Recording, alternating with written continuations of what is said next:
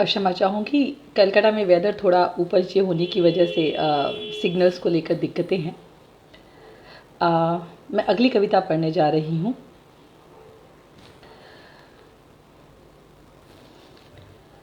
मुझे रात से डर लगता है। रात से, रात के अंधकार से नहीं। बाहर का अंधेरा दूर करने के लिए तो सैकड़ों विकल्प हैं, लेकिन अंतस का अंधियारा रात में सघन हो उठता है। मुझे रात की पवित्रता से डर लगता है।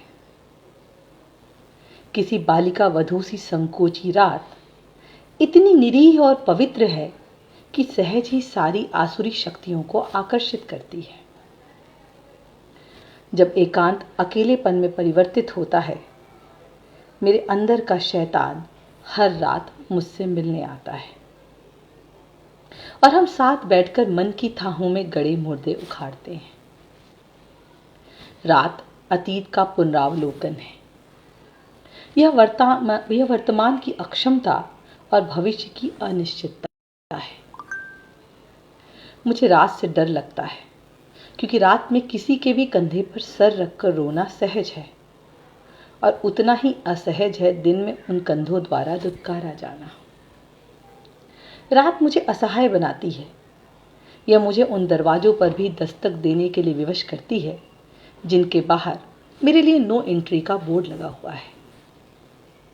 रात दीवारों, तकियों और जुगनुओं से दोस्ती करवाती है।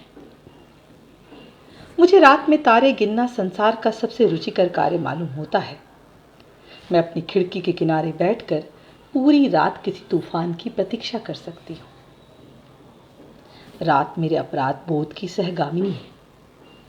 यह मेरी कठोरता को आंसुओं से काटकर मुझे मेरी ही असंवेदनशीलता के प्रति संवेदनशील बनाती है। रात के सानिध्य में मुझे हर व्यक्ति संसार का सबसे दुखी और सुंदर व्यक्तित्व जान पड़ता है। यह मुझे हर किसी पर बिना संशय के अटूट विश्वास करना सिखाती है।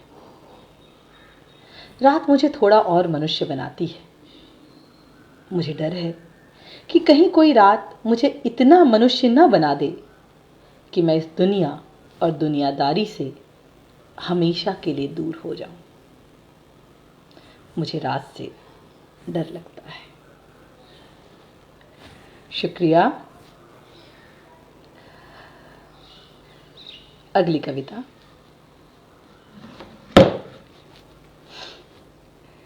प्रेम की सबसे सहज शर्तों में से एक था मेरा उसकी भाषा में अनुवाद।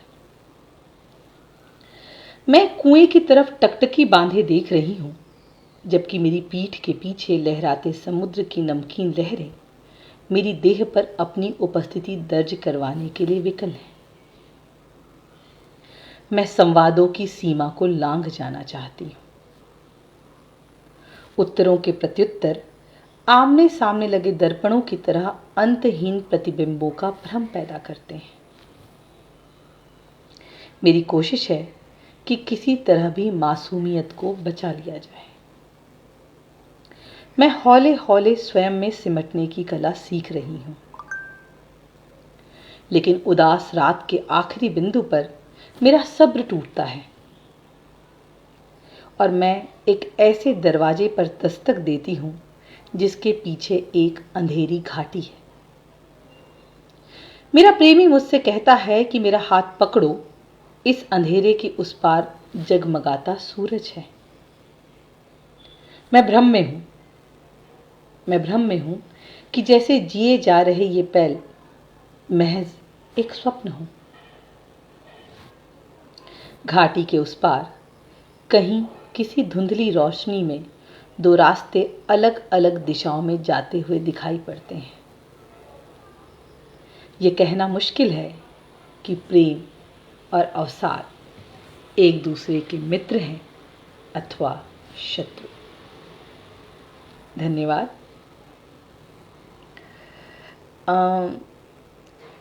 अक्सर जो है कविताएं हमारे लिए किसी एक पल की थाती है।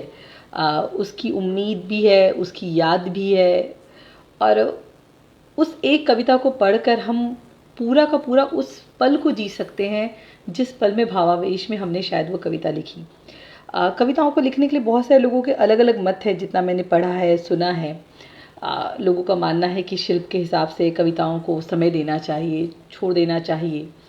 कभी कभी मुझे ऐसा लगता है कि जिस कविता को अभी इस पल हमने लिखा है, अगर उसे हम 2 दिन बाद या 2 हफ्ते बाद या अगर 2 महीने बाद ऐसे कुछ भी देखते हैं, तो शायद उस समय तक हम उस भाव से पूरे तरीके से बाहर आ चुके रहते हैं, और तब जो बच जाता है वो सिर्फ और सिर्फ शिल्प बच जाता है, भाव नहीं बच पाता। पता नहीं ये कितने लोगों के लिए सही है या नहीं है, पर मेरे लिए जो है कविता एक तरीके से खुद को व्यक्त करने का माध्यम है। मैंने कहीं पर एक छोटी सी बेहद छोटी कविता भी लिखी थी कि उसने पूछा, कविताएं क्यों लिखती हो? मैं उसे कैसे बताती कि खुदकुशी रोकने के सबके अपने अलग अलग तरीके होते हैं। तो मेरे लिए कविता खुदकुशी रोकने जैसा ही है। अपनी भावनाओं में अपने को पूरे तरीके से बहा देने के बाद जो हासिल होता है वो कविता है। अब उसे कविता कहा जा सकता है, नहीं कहा जा सकता है, ये एक अलग प्रश्न है, लेकिन कहीं ना कहीं वो मेरी भावनाएं हैं, और मुझे लगता है कि कवियों के लिए वही वह चीज़ है, कविता वही है और कुछ नहीं, अपने आप को व्यक्त करने का माध्यम है। अगली कविता मैं पढ़ने जा रही हूँ।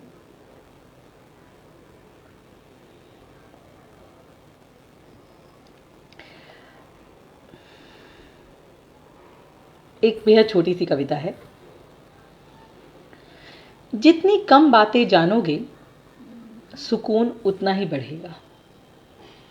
जितने कम लोगों से मिलोगे उतना ही अधिक साथ रहने वालों से प्रेम होगा। जितनी कम इच्छाएं होंगी सुख उतना ही ज़्यादा मिलेगा। जितना कम सोचोगे शायद उतना ही बेहतर अपना काम कर पाओगे। विकल्पों की राजनीति अपने शिकार को खत्म करके ही दम लेती है, और वैसे भी किसी वस्तु का ज़्यादा होना और ज़्यादा मिलना 2 अलग अलग बातें हैं। ये थी एक छोटी सी कविता। शुक्रिया बंटी जी, बहुत बहुत शुक्रिया। अगली कविता मैं पढ़ने जा रही हूँ।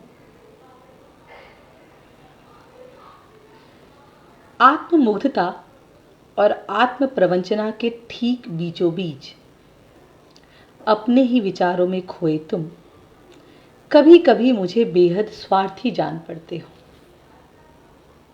और अगले ही पल यह भ्रम टूटता है जब तुम्हारा हर विचार, तुम्हारी हर बात, हर प्रतिक्रिया मुझ पर ही आकर समाप्त होती है। तुम ही तो मेरी समूची दुनिया हो।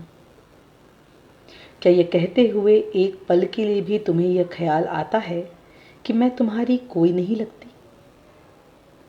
कितनी अजीब बात है ना, कि मैं तुम्हारी कोई नहीं लगती, लेकिन जब तुम मुझे अपनी समूची दुनिया कहते हो तो मेरे लिए विस्तार और सीमाओं की सारी परिभाषाएं बदल जाती हैं। तुम्हारी उपस्थिति से मुझे अनेक शब्दों के लिए एक शब्द की महत्ता समझ आती है। तुम्हारा होना यह सुनिश्चित करता है कि कोई पुकार अनसुनी नहीं रहेगी। तुमसे बात करते हुए मुझे अक्सर खुद से बात करने का भ्रम होता है। उसके बावजूद हम इतने अकेले हैं कि ये अकेलापन जो हमें जोड़े रखता है, मैं उसके खोने से डरती हूँ। मुझे विकल्पों की राजनीति से भय लगता है। मैं रूठती हूँ, झगड़ती हूँ, तुम्हारे सवालों से बचते हुए किसी भी निष्कर्ष पर नहीं पहुँचना चाहती। मुझे लगता है यह समय यूं ही बीतता रहे, और जब हम अलग हों तो हम दोनों में से किसी को भी कोई पश्चाताप न हो। शुक्रिया।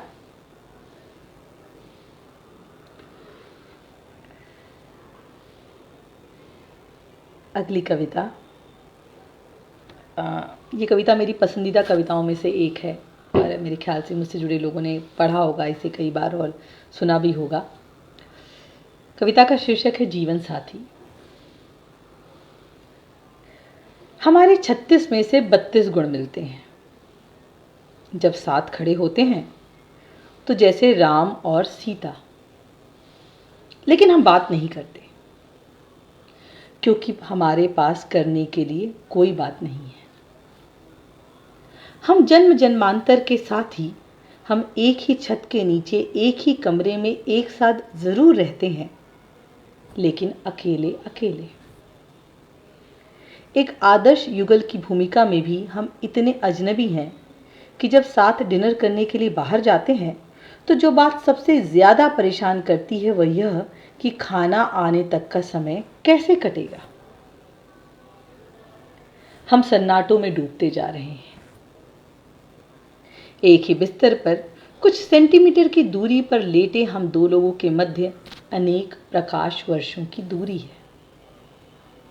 हम एक दूसरे के गुरुत्वाकर्षण के दायरे से बाहर जा चुके हैं। हम एक दूसरे की अपेक्षाओं, इच्छाओं और मानदंड पर खरे नहीं उतरते। माफी चाहूंगी। हम एक दूसरे की अपेक्षाओं, इच्छाओं और मानदंड पर खरे नहीं उतरते, लेकिन हमारी ईमानदारी और जिम्मेदारी हमें आपस में जोड़े रखती है। हम दोनों ही सही हैं जो गलत इंसान के साथ रह रहे हैं। हर रोज हमारे भीतर कुछ टूटता जाता है। हम पृथ्वी के दो विपरीत ध्रुवों पर खड़े होकर खुद को हौले हौले गलता हुआ देख रहे हैं। हमें एक दूसरे की सारी ज़रूरतों, सारी समस्याओं का हल होना था, जिसकी अब कहीं कोई उम्मीद शेष नहीं है। इन दिनों हम अक्सर यह सवाल दोहराते हैं कि जिनका कोई हल नहीं होता, क्या वे चीज़ें खत्म हो जाती हैं? शुक्रिया।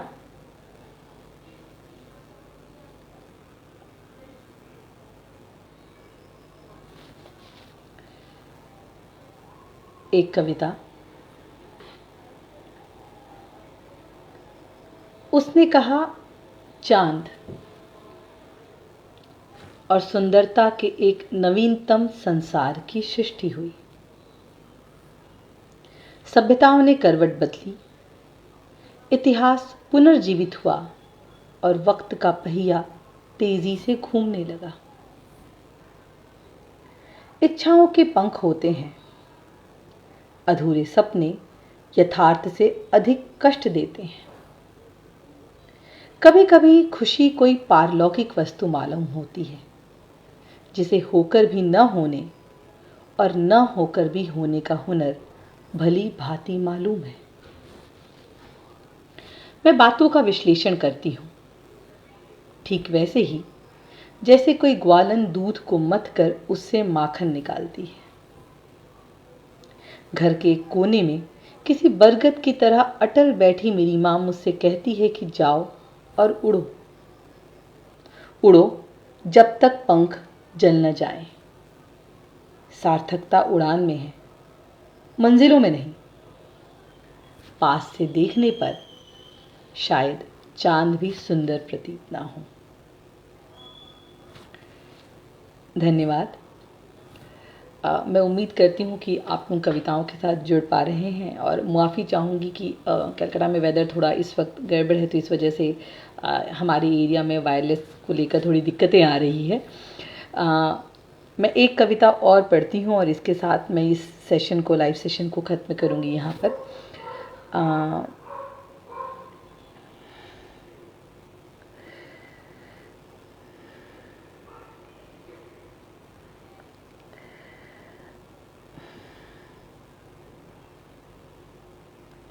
यह कविता स्त्रियों से जुड़ी हुई है, और मुझे लगता है कि हर स्त्री ने कहीं ना कहीं इस चीज़ को ज़रूर महसूस किया होगा। कविता का शीर्षक है आज़ादी। कुल मिलाकर 11 बरस की उम्र रही होगी जब एक रात एक बंद अंधेरे कमरे में मैंने एक तेज चाटे की आवाज़ सुनी थी। तब तक मैं वैवाहिक बलात्कार के साथ साथ बलात्कार शब्द से भी अपरिचित थी। बढ़ती उम्र ने स्पर्श के अलग अलग रंगों से परिचय करवाया और साथ ही सिखाया सिमटना और चुप रहना। मुझे अक्सर पिता, भाई, मित्र, प्रेमी, पति, पड़ोसी और सहकर्मियों के चेहरे आपस में गड्ढमड प्रतीत होते रहे।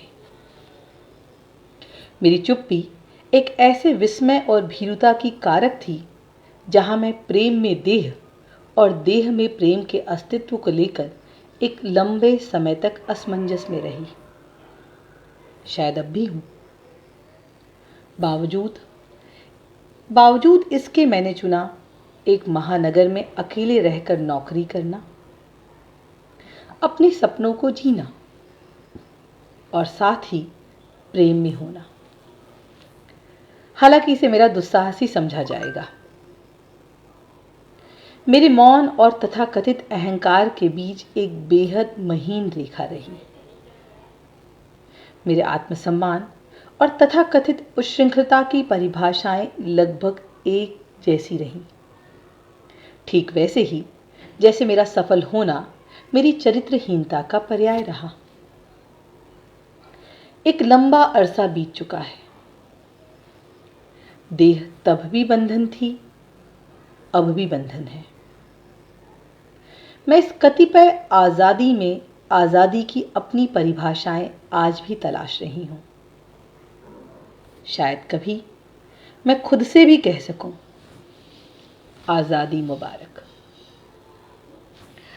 सभी साथियों को बहुत बहुत शुक्रिया कि आप इस लाइव सेशन से जुड़े और मैं सच में ये दुआ करती हूँ कि स्त्रियां स्वयं को कभी आज़ादी मुबारक कह सकें और नित नई कविताओं के साथ हम अपनी भावनाओं को, अपनी संवेदनाओं को लोकमानस तक, जनमानस तक प्रस्तुत कर सकें। मैं एक बार फिर से जनसुलभ पुस्तकालय और अर्पण जी का सहृदय आभार व्यक्त करती हूँ। आप सभी दोस्तों का जुड़ने के लिए बहुत बहुत शुक्रिया। बहुत बहुत धन्यवाद। नमस्कार।